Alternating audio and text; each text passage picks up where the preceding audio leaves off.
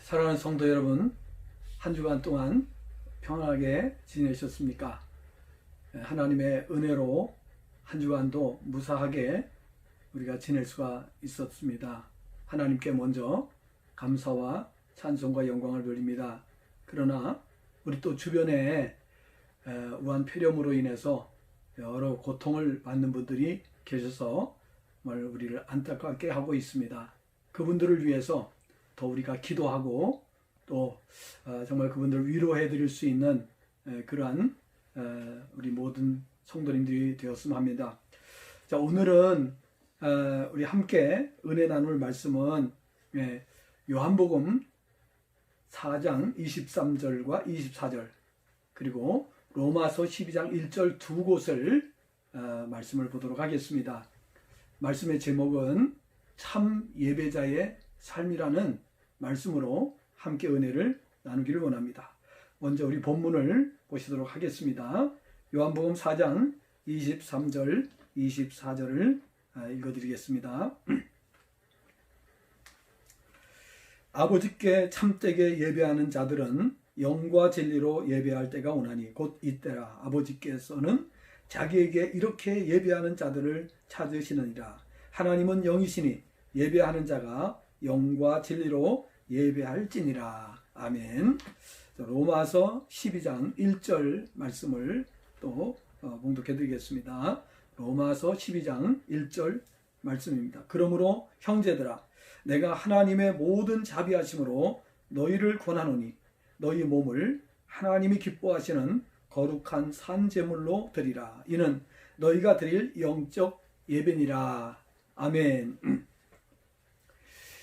자, 우리 성도들의 삶에 있어서 우리 일생을 살아가시는 중에 가장 중요한 일은 무엇이라고 생각을 하십니까? 우리 인생에 있어서 가장 중요한 것은 뭐니 해도 예배라 말하지 않을 수가 없습니다. 자, 하나님께서는 우리를 지으신 목적이 분명하게 있으십니다. 하나님께서 창세기 1장에 인간을 하나님의 형상대로 지으시고 제일 먼저 하신 일은 복을 주셨다고 되어 있습니다. 복을 주어 가라사대.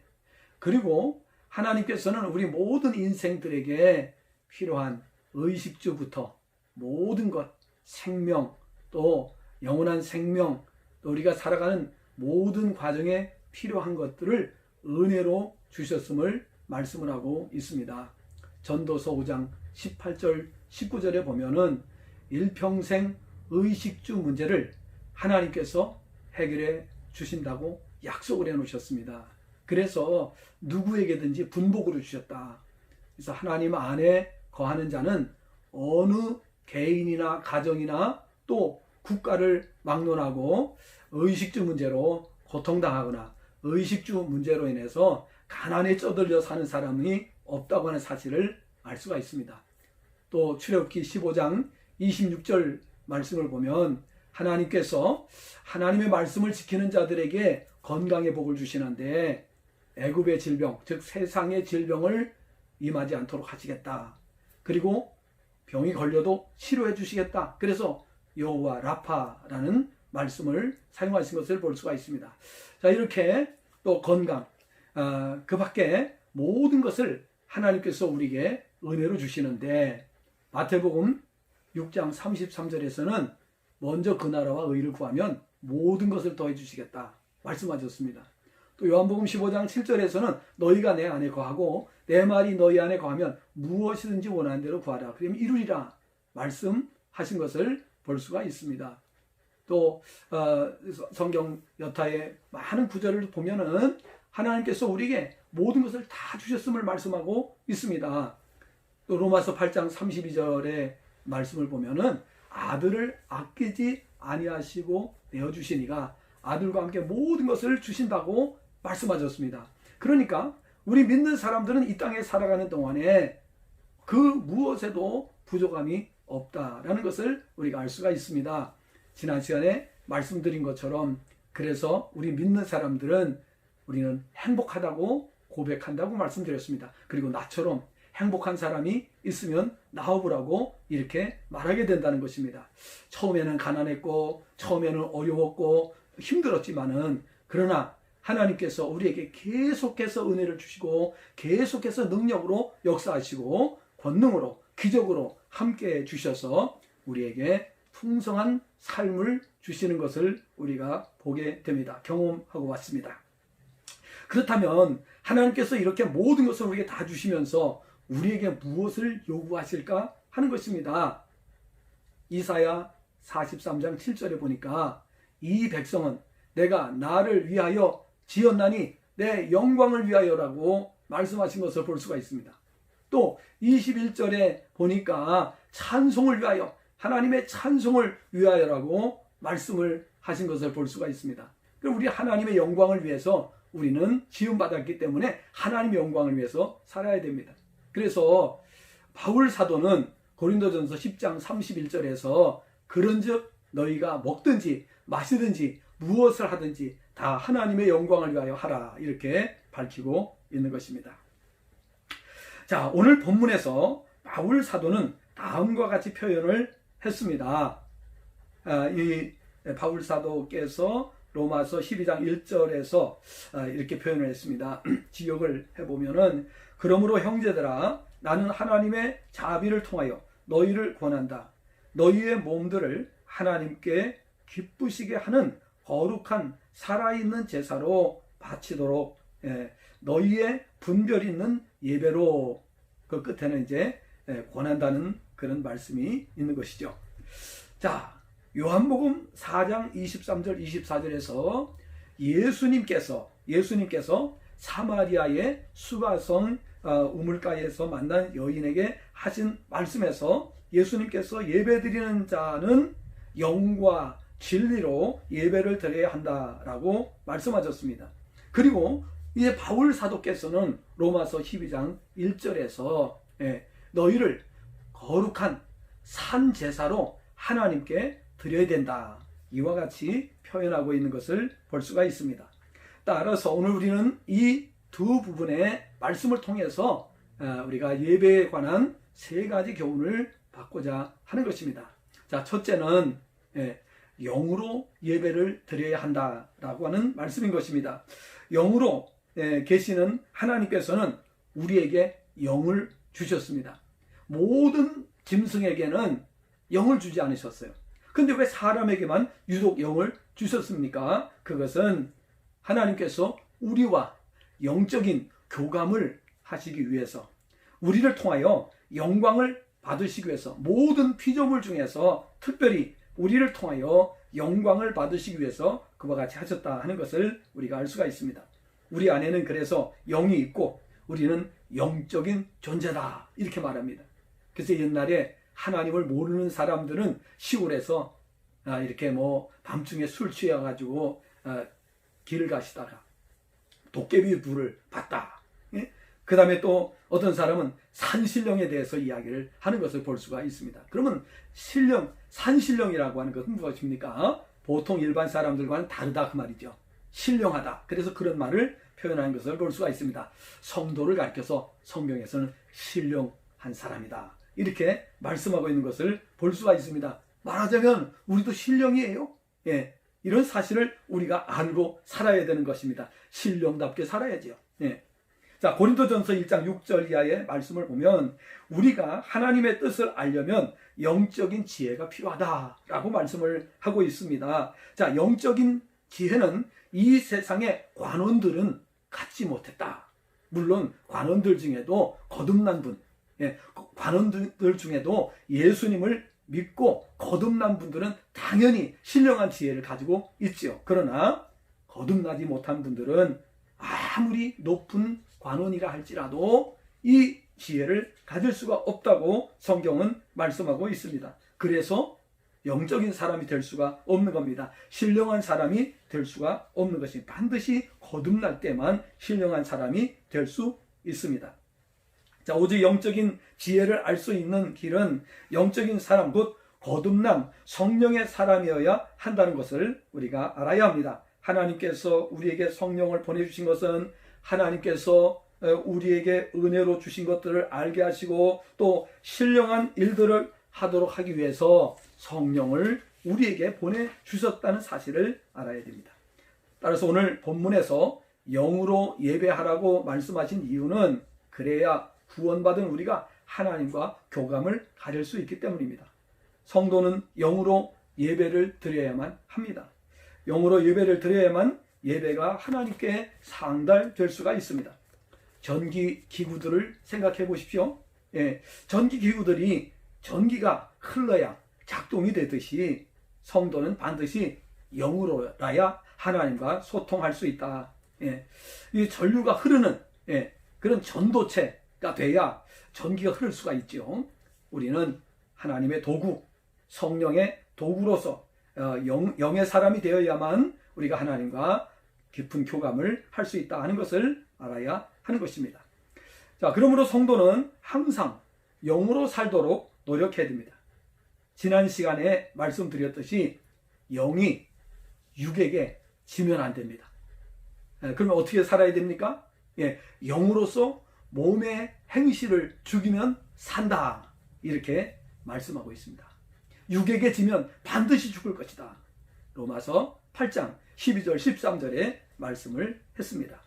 그래서 우리가 영으로 우리가 살아갈 때에 영으로 예배를 드릴 때에 감사와 찬송으로 하나님께서 기뻐하시는 예배를 드릴 수가 있습니다. 자, 두 번째로는 바른 예배를 어떻게 드릴 수 있는가? 진리로 예배를 드려야 한다고 말씀하고 있습니다.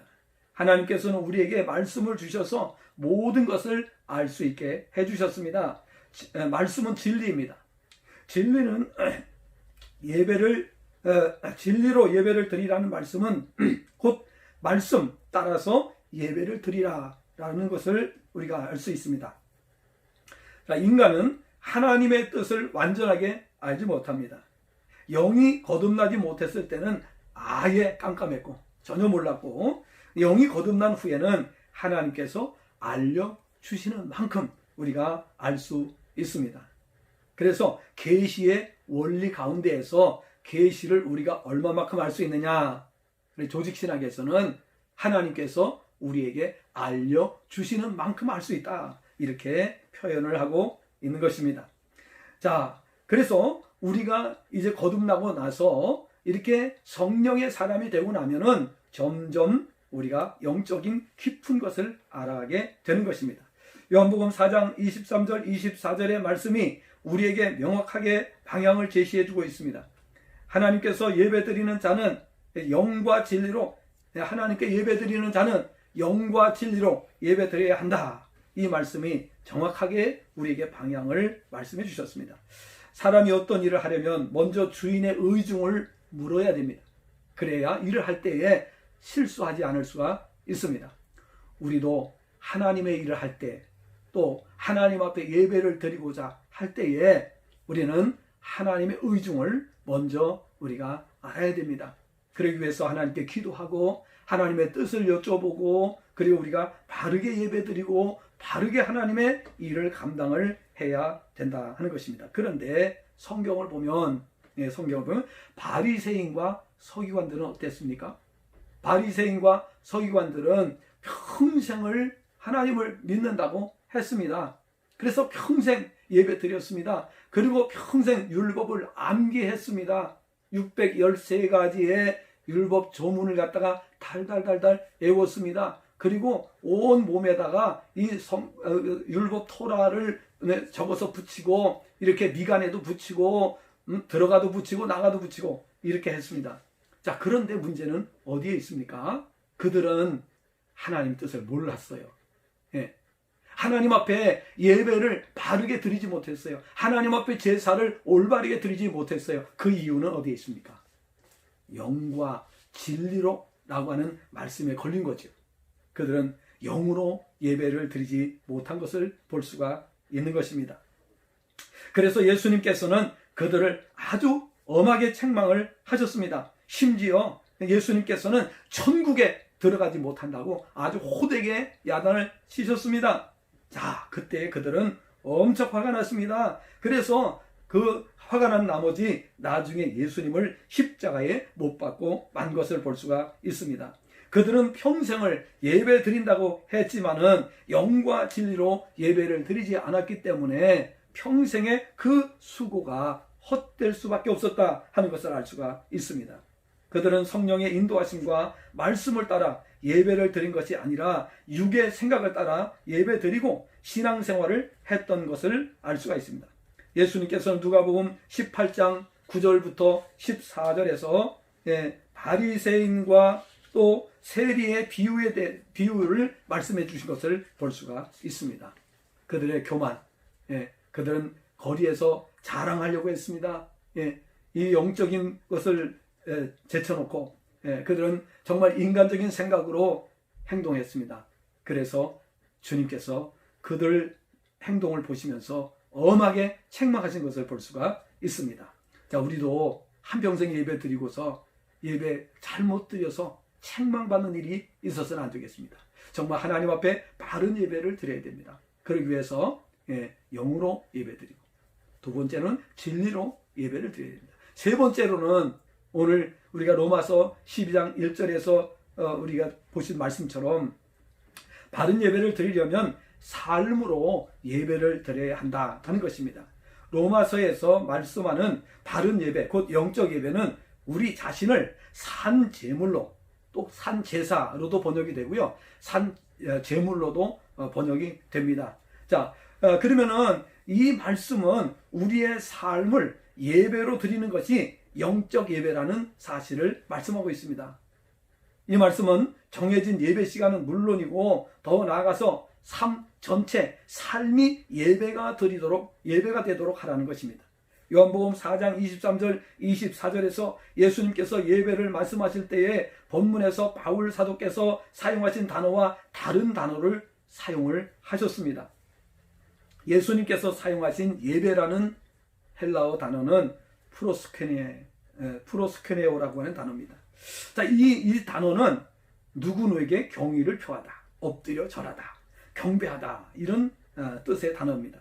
근데 바울 사도께서 사용한 로마서 12장 1절에서 사용한 단어는 어떤 단어인가 하면은 라트레이아라고 하는 단어입니다. 이 라트레이아라고 하는 단어는 봉사, 섬김, 예배, 이런 뜻으로 사용이 되었습니다. 그러니까 예수님께서 사용하신 단어하고 바울 사도께서 사용하신 단어하고 왜 이런 차이가 있을까? 아마도 예수님께서는 수가성에 있는 여인을 만나서 대화를 나누셨기 때문에 그랬을 것으로 봅니다. 다시 말하면 예수님께서 수가성 우물가의 여인이 장소적인 개념을 가지고 물었을 때에 거기에 대한 교훈을 주시기 위해서 예수님께서는 이런 방법, 이런 단어를 사용하신 것으로 우리가 알 수가 있습니다. 그러나 바울 사도는 이제 이 예수님 승천하시고 나서 바울 사도가 활동을 했죠. 그래서 이 바울 사도는 섬김에 대해서, 봉사에 대해서 더 강조를 한 것을 볼 수가 있습니다. 그건 왜냐? 우리의 삶이 예배가 되도록 하기 위해서라는 사실을 여기서 우리가 발견할 수가 있습니다. 물론 시간이 없기 때문에 이 두 그 단어를 비교해서 자세히 설명을 할 수는 없지만은 어쨌든 이렇게 두 단어에 대해서 우리가 이해를 하려면, 또 깨달으려면, 영적으로 깊이 이해를 하려고 하면은 우리가 영의 사람이 되지 않으면 안 되겠죠. 자, 어쨌든 이렇게 우리는 삶으로 예배를 드려야 한다는 것을 바울 사도는 강조하고 있습니다. 우리에게 있어서 영성이 있어야 예수님이 말씀하신 그 내용도 알 수 있고, 또 바울 사도께서 강조하고 있는 이 섬김과 봉사에 대해서도 우리가 알 수가 있는 것입니다. 그러므로 우리가 영적인 사람이 정말 되는 것이 얼마나 중요한가를 알 수가 있습니다. 자, 이렇게 기도도, 전도도, 예배도, 봉사도 우리가 제대로 하기 위해서는 이 모든 것이 믿는 자들에게 있어서 예배의 삶이라고 할 수 있습니다. 우리가 꼭 교회에서만 예배 드리는 것이 예배가 아니라 우리가 교회에서도 예배를 드려야 돼. 마땅히 그렇게 해야 됩니다. 왜? 하나님께서 정해 주셔서 또 세우신 교회가 있고, 하나님께서 그 교회라고 하는 제도를 통해서 모든 것을 이끌어 가시고, 교회는 천국의 모형입니다. 그렇기 때문에 교회를 통해서 훈련받고 또 우리가 공회의 신앙생활을 할 수 있고, 이렇게 아주 정말 교회가 반드시 필요하죠. 자, 그런데 교회에서만을 드리는 것을 예배라고 하지 않습니다. 우리는 가정에서도, 직장에서도, 사업장에서도 늘 예배를 드리고 있습니다. 그래서 하나님께서 기뻐하시는 살아있는 우리 삶이 예배가 될 수 있도록, 우리가 산 제물이 될 수 있도록 하나님 앞에 드려지는 것이, 그것이 바로 바울 사도께서 강조하고 있는 예배인 것을 우리에게 보여주고 있습니다. 한때 정말 예배가 왜 중요하냐 하면은, 한때 세계 경제의 중심이 되었던 유럽은 기독교 신앙의 중심지였습니다. 자, 이 말은 다른 말로 예배의 중심지였다고 할 수 있습니다. 그런데 언제부터인가 예배 위기가 오면서 유럽은 점차 위기에 빠지고 있습니다. 공산주의는 예배를 폐지하고 유물론을 주장하다가 몰락하고 말았습니다. 우리의 동족인 저 북한은 예배를 폐지하고 교회가 있던 자리에 김일성 동상을 세우고 우상화 작업을 한 결과 오늘의 정말 이렇게 비극을 맞이하고 있는 것을 볼 수가 있습니다. 그런데 우리 대한민국은 예배의 모범국가입니다. 정말 인류 역사에서 기독교 성장 속도가 가장 빠르다고 하는 이런 대한민국입니다. 정말 이 예배를 통해서 대한민국은 성공한 나라입니다. 가장 짧은 시간에 한강의 기적을 이루고 어마어마한 정말 성장을 이룬 것을 볼 수가 있습니다. 기독교인들의 그 근면함과 뜨거운 기도와 열정적인 신앙, 예배, 이것을 통해서 하나님께서 이 나라에 얼마나 큰 복을 주셨는가 하는 것을 우리는 알아야 하는 것입니다. 예배가 살아나면 개인과 가정과 국가가 살아나고, 예배가 실종되면 개인과 가정과 국가에 위기가 오고 몰락을 가져온다는 것은 역사의 분명한 교훈이라는 사실을 알아야 되는 것입니다. 고대의 제국들이 멸망한 이유도요, 분석해보면요, 정확한 답이 나와 있습니다. 알아야 됩니다. 반드시 알아야 됩니다. 역사를 배워야 됩니다. 그 이유로 하나님께서 인간을 지으신 목적이 예배를 통해 영광을 받으시기 위함인데, 그런 예배를 등한히 했기 때문입니다. 다시 말해서 하나님께서는 우리를 지으실 때 예배를 위한 목적으로 지으셨으나 그렇게 하지 않았기 때문입니다. 그리고 고대의 제국들은 이스라엘을 공격함으로써 하나님을 대적하고 하나님께 정면적으로 도전을 장을 내놓다가 결국은 몰락했어요. 완전히 지구상에서 없어지고 말았습니다. 그렇습니다. 하나님께서 인간을 맹목적으로 지으신 것이 아닙니다. 예배를 위한 존재로 지으셨습니다. 그래서 하나님께서는 바른 예배를 드리는 자들을 찾으신다고 말씀합니다. 그러므로 성도는 바른 예배자가 되어야 합니다. 예배의 대상을 바로 알고 예배의 방법도 바로 알고 예배를 드려야 합니다.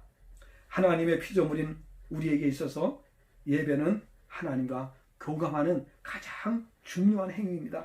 하나님께서는 우리와 교감을 통해서 기뻐하시고 영광을 받으시고 우리에게 약속하신 한없는 복을 우리에게 주시고 영원한 복을 주신다는 사실 꼭 기억을 하시고, 한 주간도 정말 하나님 안에서 승리하시고 또 다음 주에 행복한 모습으로 뵐 수 있기를 바랍니다. 기도하겠습니다. 하나님 아버지, 감사합니다. 우리를 지으시고 우리에게 모든 것을 은혜로 주신 하나님 아버지, 우리를 통하여 영광을 받으시기를 원하시는 줄로 믿습니다.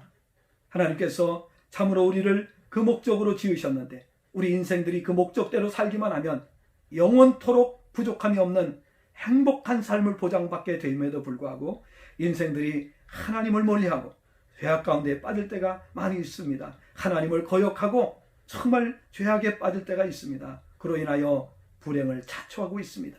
그러나 하나님을 섬기고 예배하고 하나님을 영화롭게 해드렸던 모든 나라가 하나님 앞에 사랑받고 복을 누린 것을 우리가 봅니다. 하나님 아버지, 그러나 하나님을 거역하고 하나님을 대적했던 나라가 어떻게 또 멸망했는지 우리는 보고 있습니다. 하나님 아버지, 이러한 사실을 기억을 하며 우리가 또 정말 하나님 앞에서 믿음을 잘 지키며 승리하게 도와주시고 한 주간도 넉넉히 승리케 하여 주옵소서. 예수님의 이름으로 축복하며 기도드리옵나이다. 아멘.